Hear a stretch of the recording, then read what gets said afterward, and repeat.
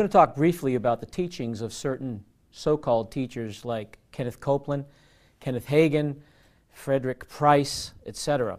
What is the Word of Faith movement? Well, first, why the name, Word of Faith?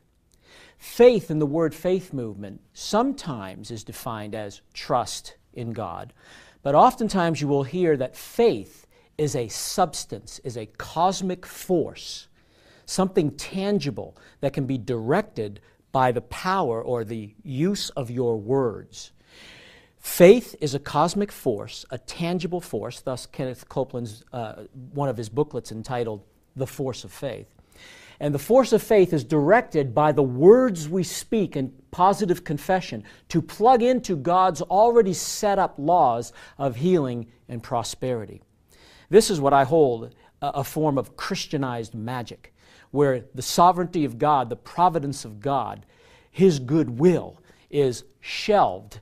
And Kenneth Copeland, in contrast to that, will tell us in his book, The Laws of Prosperity, we are to confess what we desire to come to pass.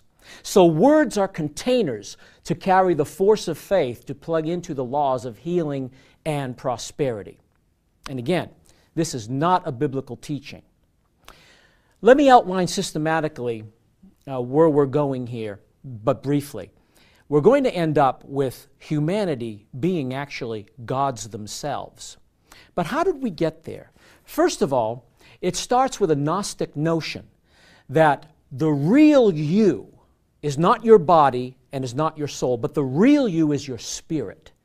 The second step is that God is spirit, according to the Word of Faith movement, according to the Bible too, but what they do with it is different. God is spirit. Therefore, we, they say, are in the same class of being as God. Now, though that may be defined very carefully biblically, it is not so with the Word of Faith movement. Kenneth Hagin once stated that we are in the same class of being as God, but also stated about the incarnation of Jesus, the believer is as much an incarnation as was Jesus of Nazareth.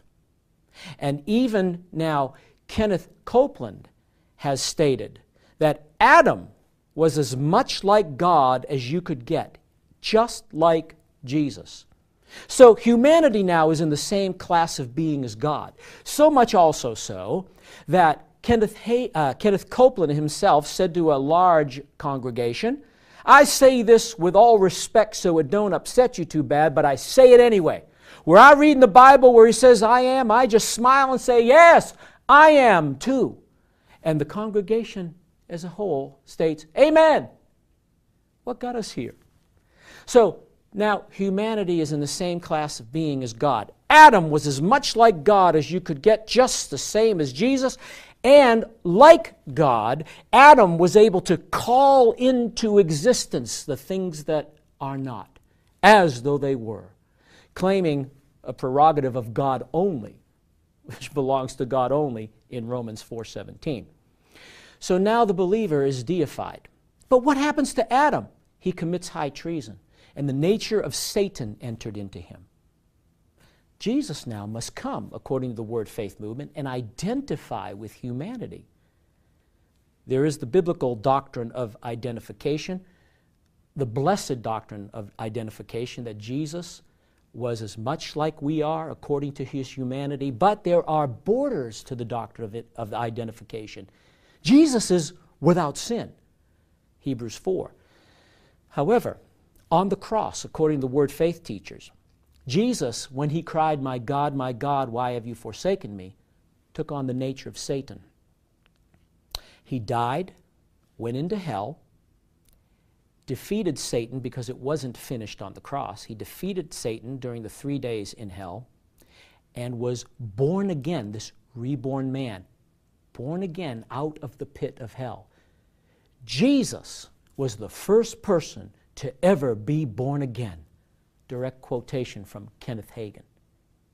Now, because Jesus is the firstborn among many brethren, taking Romans 8:29 out of context, they take it to mean the first one born again. From the book of Acts all the way through the book of Revelation, says Kenneth Copeland, Jesus is no longer the only begotten Son of God. but we become only begotten or born again. Of course, he confuses only begotten, firstborn, and born again all in one swoop there. And as a result, we become gods. Kenneth Copeland. Well, you don't have a human. No, you are one. You don't have a God in you. You are one. And what happens here is that we are restored to Adam's original condition, where he was God. He could call the things that are not as though they were. I should say he is a God, just the same as Jesus. He could call the things that are not as though they were, just as God did in Genesis 1 when he spoke all things into existence.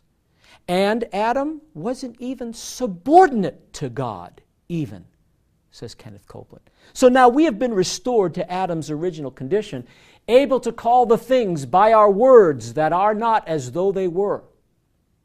And we, as little gods, can have what we say. Not only are these teachers that teach these things false teachers, but Kenneth Copeland himself is a false prophet. Jesus spoke the following words through him. And this, if you need documentation, is in Copeland's Believer's Voice of Victory, February 1987. And the prophecy, Take Time to Pray. Copeland delivered this prophecy, Jesus' words.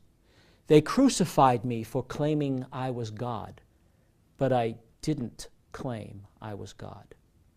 Folks, the Word Faith movement is contrary to true biblical doctrine, the only doctrine that is universally true. If you're involved in it, come out.